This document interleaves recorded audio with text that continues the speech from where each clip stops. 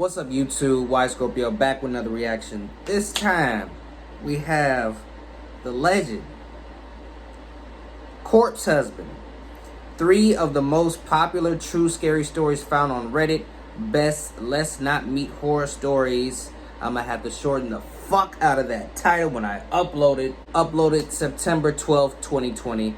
Now, I told y'all, Nightmare Files was my main guy for getting back into the scary stories. So who else could I have picked besides Corpse Husband for the second one? Come on, man. Y'all know I got y'all. Come on. We ain't heard from Corpsey in a while. Man, he especially ain't been on the channel in a while. Man, hey, we here though. Like, y'all already know all the important links will be down in the description. Corpsey. I don't know if that's how I'm gonna address him as a nickname. Shit out. Corpse. Fuck it. Just say Corpse. Corpse. What you got for us, man? Let's get into this. Hey everyone.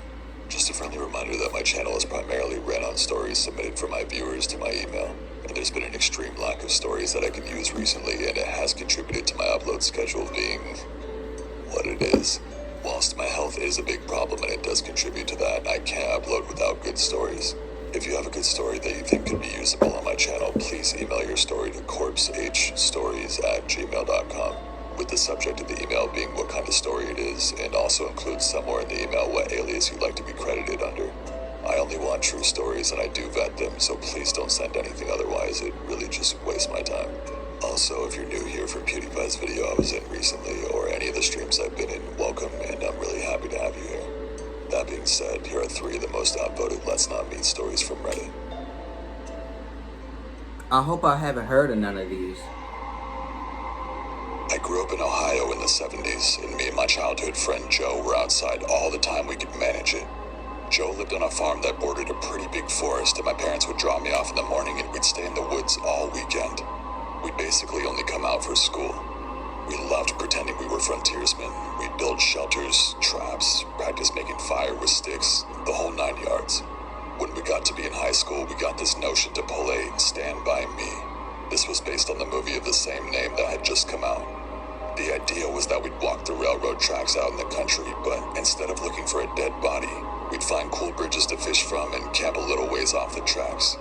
Of course, we knew this was dangerous and we'd likely be trespassing, but we were kids. We had a lot of fun. We did find beautiful rivers, we discovered bridges no one went to, we fished, we hid from trains. At night, we camped in woods just near the tracks and made small hidden fires. Nothing bad ever happened. It was idyllic. In fact, it was so fun we did it multiple times, never had a problem. After high school, me and Joe went our own ways. We both left home, but always stayed in touch and always tried to coordinate visits so we'd see each other occasionally. Well, one summer in the mid-90s, it worked out that we were both in town for about a week. We'd do stuff with family in the day, and at night we'd either catch drinks at the bar or sit outside Joe's house around a fire and talk about the good old days. One night, me and Joe got to talking about our Stand By Me trips. Well, nostalgia and beer are a hell of a mix. And soon we decided to take a day, walk the trails, camp one night, and walk home. The day came and we started out early morning. We had my wife drop us off in our old spot where we used to start, right outside of our hometown. She thought this was absolutely crazy and made sure to mention it. When she pulled away, Joe suggested that instead of walking the usual route, we'd take the opposite direction just to be adventurous. I mean, we knew the land well and we had a map, so I gave a what the hell and off we set. But you're drunk. The day went fine. It was fun and a little sad, but in a good way. We found a bridge, sat on the edge, smoked a joint, and moved on. We had no fishing gear, but we brought some canned food and other stuff. Before night started to set in, we picked a spot to camp. It was a thick forested area with trees on every side of the train tracks, so you felt like you were in a tunnel. We had brought small hammocks to sleep on, but before we set them up, we decided to do a little scouting of the perimeter. Now, this is what we used to do in the old days, too. We'd walk the area around a little bit just to make sure some dude's house wasn't just over a hill and we weren't actually camping in their yard.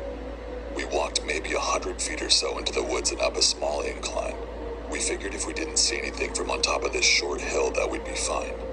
But when we got to the top, we saw an old building down at the bottom, about 100 yards into the woods. It was barely visible. We pondered over what to do. We both assumed it was a sugar shack or something because there didn't appear to be a clear road into it. From where we were, there didn't look to be anyone in it either. All was quiet. No movement could be seen. No lights. We decided to walk a little closer just to make sure. We came down the hill very slowly, and as we neared the building, we saw it wasn't a sugar shack at all. It was an old church.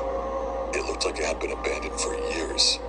It was a squat, sagging building whose wooden planks were almost black from years of moss and rot. A cross still stood on top of the place, also weathered black. None of the windows had glass, and there were no doors, just open doorways. We got close enough to see inside. There were rows of pews and a built-up section in front for a preacher to stand. We didn't go all the way in. We didn't want to. Beyond all that, there was no sign of anyone else. No footprints, no paths, no roads. It was an abandoned church. We left immediately and went back up the hill to our spot we had picked to camp. Having a hill between us and the church made us feel better, but we were still a little uneasy. We chalked it up to the natural creepiness seeing a church in the middle of the woods would elicit. Besides, at this point it was dusk and we just decided to rig up our hammocks, go to sleep, and move on at early morning. Night set in, and as we lay in our hammocks and shot the shit, we began to hear something in the direction of the church. Our conversation about it went a little like this. Do you hear that? The hell is that? Sounds like people singing. And it did sound just like singing. We both slid right out of our hammocks and hunkered down, straining to hear more. We listened for a minute or two when the singing continued, but it wasn't getting louder. Finally, we decided to creep back up the hill and see if we could spy where the sound was coming from. We could still move very quietly in the woods from the old days. It was second nature to us. The moon was barely out, but it provided enough light so you wouldn't walk right into a tree. But it was near pitch black. We didn't use flashlights as we crept slowly up the hill. Oh my God. And we didn't talk. When we got to the top, we saw light in the distance. It was coming from the church, and the singing was coming from inside. Joe and I put our heads close together and had a hushed conversation that boiled down to, can you believe this shit? The light looked to be a candlelight from the way it flickered.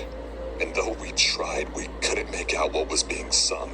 It sounded like church music, but in another language. We sat and watched for a while, trying to see who was in there, but we only saw occasional shadows. We had no intention of getting closer either. We had about a football field length between us, and we aimed to keep it that way. The singing continued for a bit, and then it just stopped. After that, a very loud male voice began to chant.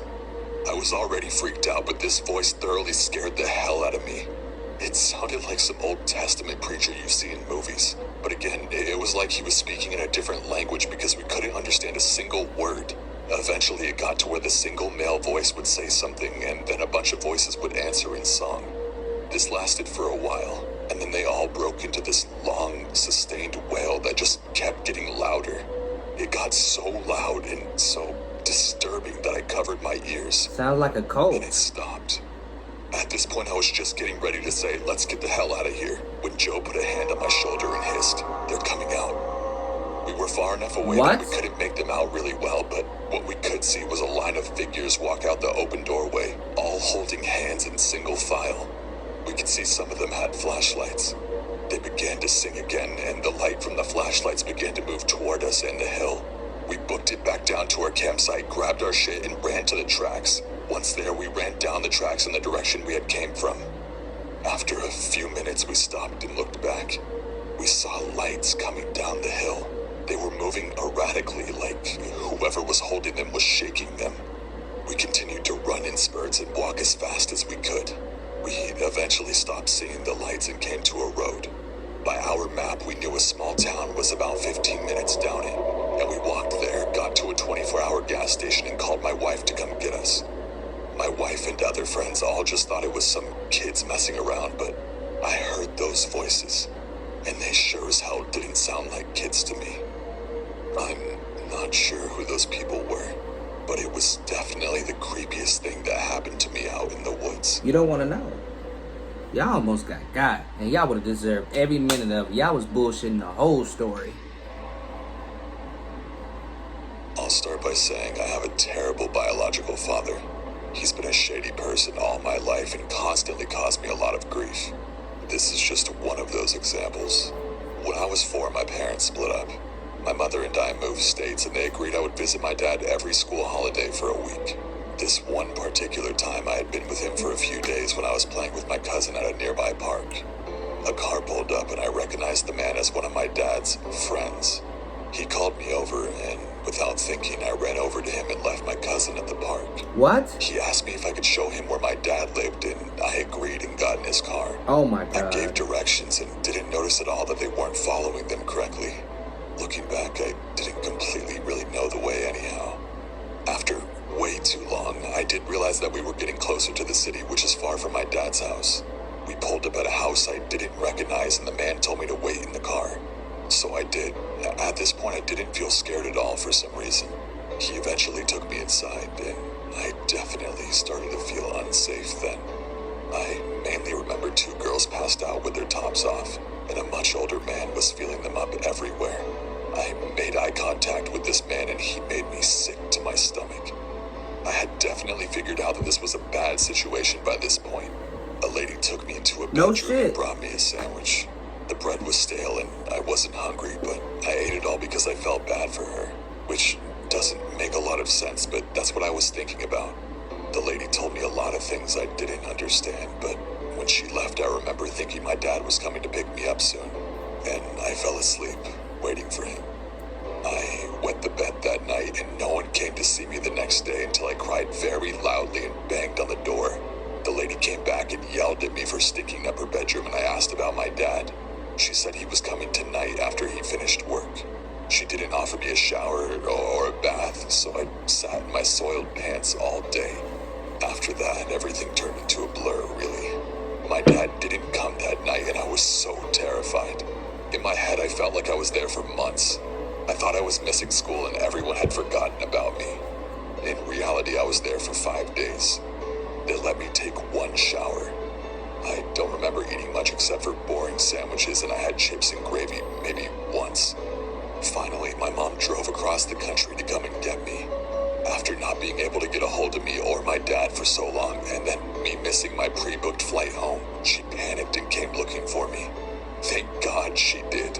She found my dad at his girlfriend's house, methed out, completely hiding out. Turns out, he owed a lot of drug money to the people who had taken me. They had told him that they had me, but he couldn't afford it, or didn't want me back. Whatever it was, he didn't bother to try to get me back. My amazing mom paid his debt for him after borrowing from a lot of people, and she came to get me back. I remember when someone came into that room and told me my mom was there, and I walked out and I could smell her. It was the best feeling to feel safe again. She took me home, and I didn't see my dad again for a long time. She never called the police. My parents' relationship was very complicated then, and I fully understand the choices she made. Anyways, I'm definitely okay now. I've spoken about this in therapy, and I've come to terms with most of the things that I went through as a child. But still, a very messed up situation for a 4-year-old girl to have to be in. No shit. So to my dad's friend, the sandwich lady, and even to my dad himself, I hope I never meet you again.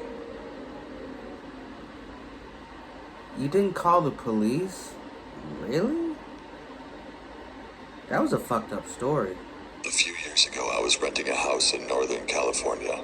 The neighborhood was just outside the suburbs. It seemed like the perfect balance of having space and also having nice neighbors close enough to not feel isolated.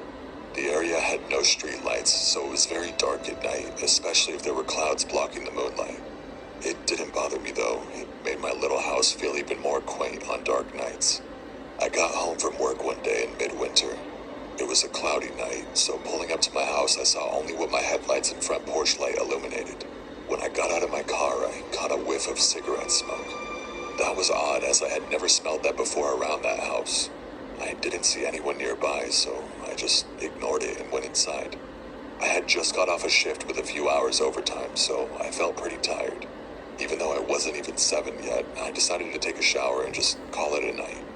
I woke up sometime later, sure that I had heard a noise inside my house. I wasn't worried right away because my friend would sometimes stop by to use my shower after work on his way to his night classes. I even gave him a spare key so he could stop by even if I wasn't home. But he would always text me to let me know beforehand though, and I hadn't heard my phone go off. I reached over to my bedside table and picked up my cell phone to see if my friend had sent me a text. The bright light from my phone screen and number pad blinded me. These were the days before phones had a light sensor that would dim the screen in the dark, and this particular phone was so bright I could use it as a flashlight. Through squinted eyes, I could make out that it was 9-something, but I couldn't tell if I had an unread text or not. I set my phone aside and called out my friend's name. There were a couple of seconds of silence before I heard loud footfalls as someone started running through the bottom floor of my house. I leapt out of bed and ran to the closet. They were already up the stairs by the time I had opened the door and stepped inside. The house had 3 rooms upstairs, 2 bedrooms on either side of the hallway, the one I was in and a spare, and a bathroom at the end.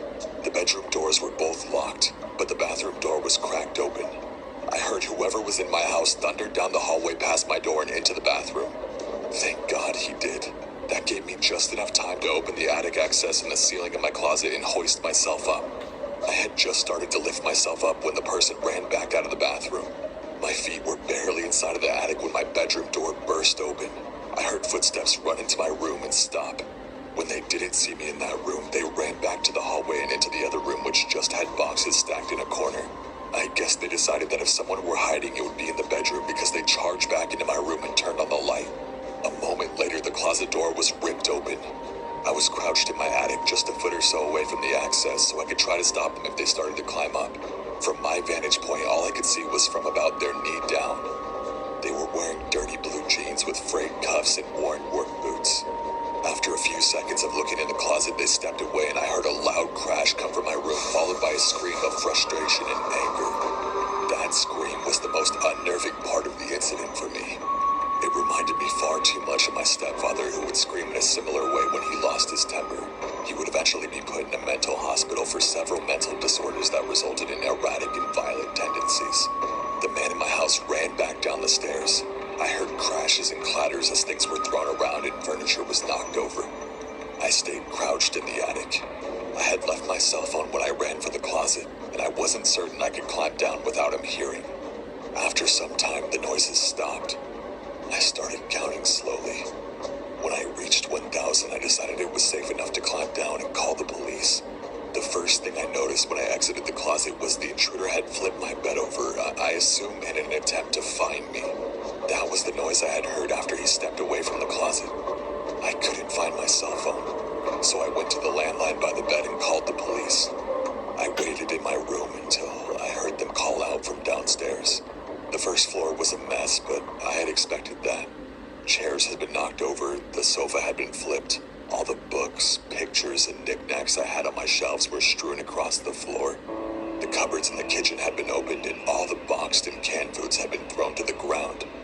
As far as I could tell, though, the only thing missing was a single knife out of the wooden block in my kitchen. The police checked the house from top to bottom. They found that the side door had been forced open by something like a crowbar. They also found a few cigarette butts along my fence line, along with some foil and an empty pen tube, which the police said people often use to smoke meth, so they think he had been watching my house for a while. I realized that he must have been out there smoking a cigarette when I got home.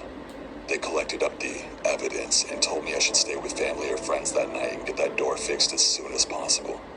I opted to just not sleep. I moved a shelf over to block the broken door and spent the next couple hours cleaning things up. I would often go to the window with a flashlight and shine it along the fence line where the police found the cigarette butts and foil, but I didn't see anything. The next day, I called to have the door fixed and motion lights installed at the back and sides of my house. I ran a phone cable up into the attic and added a landline. I never wanted to be stuck up there without a phone again. Nothing else happened at the house, though. I lived there another 3 years without incident. One more precaution I took was practicing getting out of my bed, going to my closet, and climbing into the attic as quickly and quietly as possible. I even kept at it when I moved. Except now I go to a crawl space at the back of the closet instead of the attic. I try not to think about what would have happened if I had been a bit slower getting into the attic, or if he hadn't gone into the bathroom at the end of the hall first. Thanks for watching, and please follow me on Twitter or Instagram so that I don't completely die out when YouTube inevitably kills my channel for not being consistent. Stay safe and have a good day. Damn, man.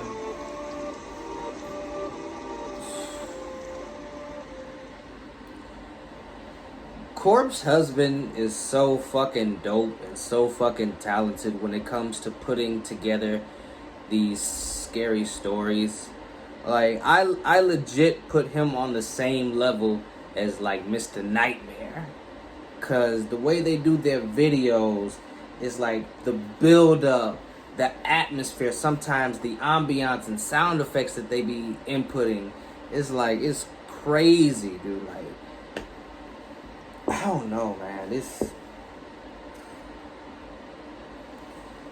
I can't really say that the last person was bullshit and they were doing what they had to do.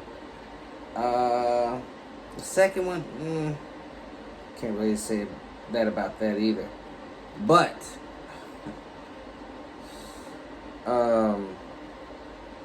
yeah, I'm at a loss for words, bro. But that first story with that abandoned church in the woods, bro, the fact of it being abandoned building in the middle of the woods is bad enough. That's bad enough. It's a church too? Oh, damn. That's twice as worse. Like, bro, when is the last time you heard a story, saw a video, a documentary, anything of an abandoned church in the middle of the woods ending positively? Like, what good things have ever came from that? Come on, bro. You know, I'm so thankful that I have good parents, because the kid in that second story, man, I couldn't even fathom that. Like that, the guy downstairs in that house that you got taken to was molesting. I don't know if I said molesting. Those girls were passed out. He was filling them up. It's not rape until there's penetration, but he was rapey. We gonna put it like that. He did that to them. Could only imagine what was gonna happen to you had you been there longer. And your moms had to come like across the country and shit to come and get you. She had to come a long way to come and get you, bro. Like I said, I'm thankful for the parents that I have.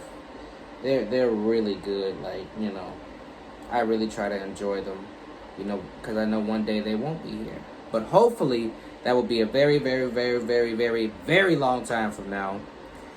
And, you know, I just feel bad for people that's in that situation, because it's fucked up. Like, you know, from that, from the law enforcement, you know, background that I have, I've heard of predicaments like that. I've heard of situations and stories like that where a man or a woman will be, you know, in debt to their drug dealer or whatever, and they'll give their own child up to pay the debt or just to get more drugs. And it's fucked up. Like, it's dead ass fucked up, and I don't even want to get into it. It's just really fucked up. It really is. But shout out to Corpse Husband, because oh shit, yeah, shout out to Corpse Husband, because like that video was nothing short of what I expected. Like I said, Corpse Husband always puts out good ass content, and a lot of times for y'all who rock with Corpse Husband, man, sometimes them stories, they'll put you in your feelings, and you'll be like, damn. And it's like you're just hearing the story. It's not like you know the person personally. It's like, I don't know how he does it, bro. I really don't. But a lot of the times the stories will put you in your feelings. And that shit is crazy. But that shit's talent, dude. Like, shout out to Corpse Husband. I love this video. Like I said, he was the best person for the job. Nightmare Files broke it back in. Corpse Husband got me up to level 2. Like, I was at level 1 with Nightmare Files. He killed it. Threw me up. Corpse Husband caught me. Like, man, come back to these scary stories, man. And I'm here. And, like, shouts out to him, man. But, hey, that's the end of this video, y'all. Hope y'all enjoyed. I hope you drop a like, a comment, share the video. Hope you join the crew, because we always recruiting. And make sure your bell icon is tapped so you will get notified every single time I upload new content. I don't know why I just paused right there, but I did. But that's the end of this one, y'all. Until the next one, stay safe, stay blessed, stay smooth. I'm out of here.